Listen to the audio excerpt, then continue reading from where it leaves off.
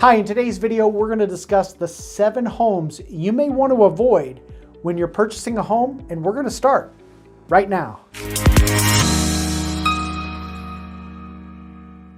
Hi, my name is David Matney with Nebraska Realty, and I'm a local realtor here in Omaha, Nebraska. Now, today's video, we're going to discuss the 7 homes you may want to avoid when you're purchasing a home. Now, if this is your first time here to my channel, be sure to hit the subscribe button. Go ahead and ding that bell for notifications, and hey, feel free to give this video a thumbs up. All right, the first home to avoid is a home with a negative influence. It may be located on a busy street. It may back to a busy street. It may back to power lines, to railroad tracks, to an interstate. All of these are negative influences. Negative influences could also be excessive noise or excessive smell. Maybe it's on a flight path, or maybe it's next to a meat processing plant. All of those could be negative influences. Now remember, on negative influences, to look long term. Maybe today you have you back to a 2-lane dirt road, but maybe 10 years from now, that 2-lane dirt road is now a 4-lane road with heavy traffic. So try to look long term in terms of negative influences. All right, number 2 is a poor layout.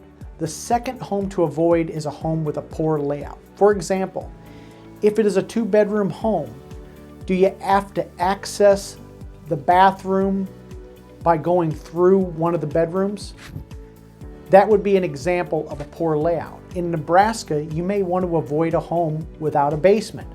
Most buyers, because of our weather patterns, would like to have a home with a basement. Okay, now investors will fall into this trap, and that would be a conversion duplex. Okay, originally it was a 2-story, 3-bedroom home, and now it is a conversion duplex. The upstairs has a 2-bedroom apartment, and the lower level has a 1-bedroom apartment. I would avoid conversion duplexes at all costs for a number of reasons. When was the conversion done?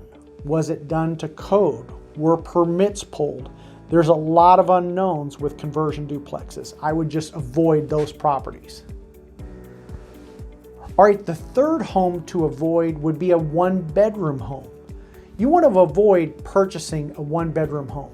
Most buyers will quickly outgrow a 1-bedroom home. Now, 1-bedroom homes take longer to sell and they appreciate at a slower rate, so you just want to avoid those altogether. All right, number 4 are homes located in a floodplain. This will mean purchasing flood insurance. Now be careful, floodplains do change. What may not require flood insurance today may require flood insurance in the future. So it's best to avoid all homes if they're located on a floodplain. All right, number 5, and this one's a biggie, structural issues. You want to avoid homes with structural issues. If a home has a possible structural issue, you may want to have the home inspected by a structural engineer. This additional inspection will cost you $250, but it's well worth the investment. For example, bowing basement walls. Those cost thousands of dollars to repair, and they add no value to the property. So it's best to avoid all homes with structural issues. All right, number 6, homes with room additions. In the 1980s, the cool thing to do was to add an addition to your property. Now, if all the other homes in the area are 1,400 to 1,600 square feet, and now you add an addition, so your home is now 2,300 square feet, it may not add the value that you think.